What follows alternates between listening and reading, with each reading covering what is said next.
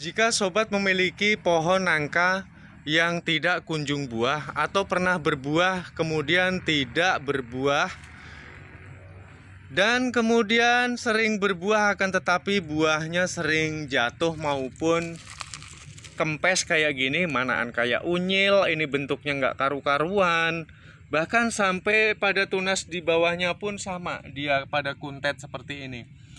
Padahal untuk tanamanku yang lain, untuk pohon nangka itu dapat menghasilkan buah yang lebih baik daripada ini. Seperti pohonku nangka yang ini, dia dapat menghasilkan buah yang lebat dan sangat segar sekali. Buahnya tidak sedikit tapi sampai ngejubel. Ini tuh ada faktornya. Jadi nanti bisa kita jadikan sebagai timang-timang ataupun kita sama-sama meneliti, menetralisir dari buah pemikiran kita apa yang menyebabkan buah ini tumbuh banyak dan yang barusan tadi buahnya sangat sedikit. Yang pertama adalah faktor dari genetik. Jenis pohon nangka sendiri memiliki beberapa jenis. Ada yang jenis pohon nangka yang berbuah itu hanya 1-4 dalam satu tangkai. Tapi ada juga yang satu tangkai itu bisa menghasilkan hingga di atas 20 ya. Seperti ini kemarin tuh buahnya mencapai 21 dalam satu tangkai. Ini seumur hidupku aku juga baru melihat ini pohon nangkaku ini. Di tempat lain aku belum pernah lihat. Ini tuh jenis persilangan antara nangka dengan cempedak. Mungkin barangkali sobat-sobat jika ingin memiliki tanaman tersebut dapat memesannya di toko online melalui Shopee. Tidak cukup sampai di situ, yang mau akan kita bahas adalah kenapa pohon kita tidak berbuah. Atau jika berbuah dia selalu gagal dan memiliki buah yang sedikit. Buah yang sedikit jenis nangkanya, kalau nangka lokal yang ada di sekitar rumah kita, tidak heran dari satu tangkai itu hanya menghasilkan 1 hingga 4 buah. Nah, kenapa tanaman kita tidak kunjung berbuah? Kita harus memperhatikan seperti ini. Ini tuh pernah berbuah 2 kali dan sekarang nggak berbuah karena apa? Pohon yang ada di sampingnya ini sudah berdiri lebih tegak dan lebih besar dari pohon nangka tersebut. Dia menyerap asupan makanan dengan serabutnya yang sangat banyak, mengalahkan pohon yang ada di sekelilingnya. Makanya pohon nangkaku ini dia tidak dapat berbuah lebat. Itu yang pertama. Dan faktor yang kedua adalah proses pencahayaan matahari.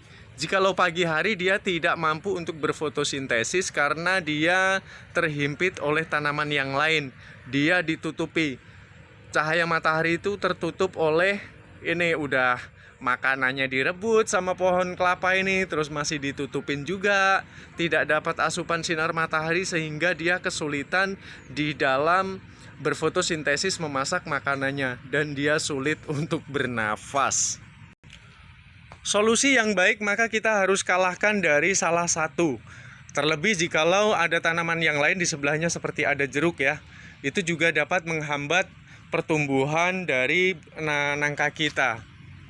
Jika sudah melakukan kedua hal tersebut di dalam sebuah penelitian, maka hal berikutnya yang harus kita perhatikan adalah nutrisi makanan dari pohon nangka sendiri. Pohon nangka sulit berbuah atau buahnya sering nggak jadi, itu udah pasti karena dia kurang nutrisi seperti ini. Nah, maka mengingat dari tanaman pohon nangka sendiri adalah mineral atau air, dan yang kedua karbon dioksida, maka kita harus memperhitungkan satu, tingkat kelembapan tanah di areal sekitar akar, dan yang kedua bagaimana cara kita menciptakan karbon dioksida. Kita bagaimana cara mengundang unsur hara yang baik agar dapat menciptakan bakteri baik sehingga pupuk maupun apapun yang ada di sekitar bawah pohon ataupun di areal akar cepat mengalami pembusukan sehingga dia cepat menciptakan karbon dioksida yang sangat diperlukan oleh pohon kita. Karbon dioksida dia akan larut bersama dengan air ketika matahari sedang terbit atau dia terkena paparan sinar matahari, dia melakukan fotosintesis, kemudian akan naik ke atas. Sesudah sampai di atas, bagaimana caranya supaya dia tidak mudah turun lagi? Maka perlu kita adakan sebuah penyayatan seperti berikut. Ini belum lama ini aku sayat karena dia lama banget nggak berbuah-buah. Giliran dia mau berbuah, buahnya ternyata hanya sedikit dan banyak tidak jadinya. Nah, itu disebabkan karena beberapa faktor tersebut yang sudah aku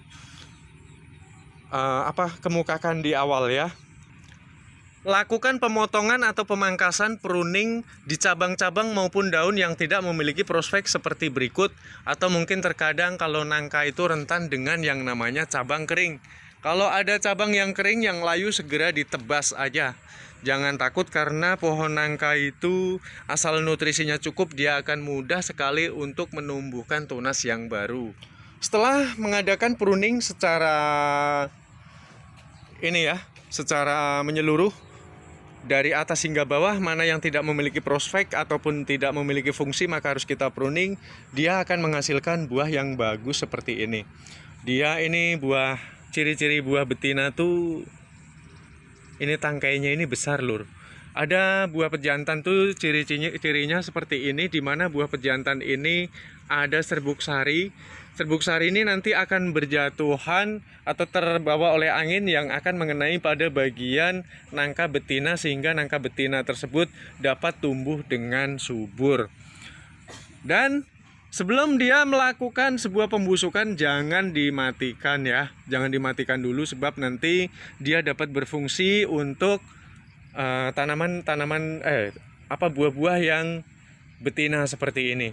Dia akan melakukan buah perkawinan sehingga dapat tumbuh besar dan lebat ya.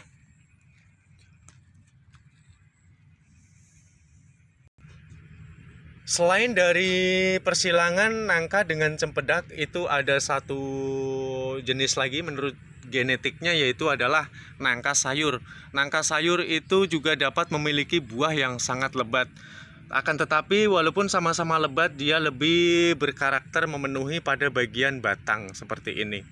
Kalau persilangan nangka dengan cempedak, dia lebih berfokus di dalam satu tangkai, dapat memiliki buah dari minimum 2 ya, bisa sampai di atas 20 buah gitu. Ini tuh buahnya nggak pernah berhenti, selalu berbuah dari dulu kala ya. Padahal ini diambilin terus loh. Ini aku rasa sampai di sini nih edukasi ataupun sebuah penelitian di mana pohon nangka kita sulit berbuah atau pernah berbuah kemudian dia nggak mau berbuah lagi. Itu kita harus memahami secara cermat agar kita dalam merawat tanaman itu nggak sia-sia. Dan kalau aku amatin tuh rata-rata orang tuh pada males nyiram tanaman nangka, padahal itu kunci utama, kunci keberhasilan itu kita harus menyiramnya, jangan sampai terjadi kekeringan pada areal akar gitu. Oke ya, terima kasih buat teman-teman semua. Semoga videoku ini bermanfaat bagi semuanya. Jikalau ada kurang-kurangnya, aku mohon maaf yang sebesar-besarnya. Salam cinta lestari alam.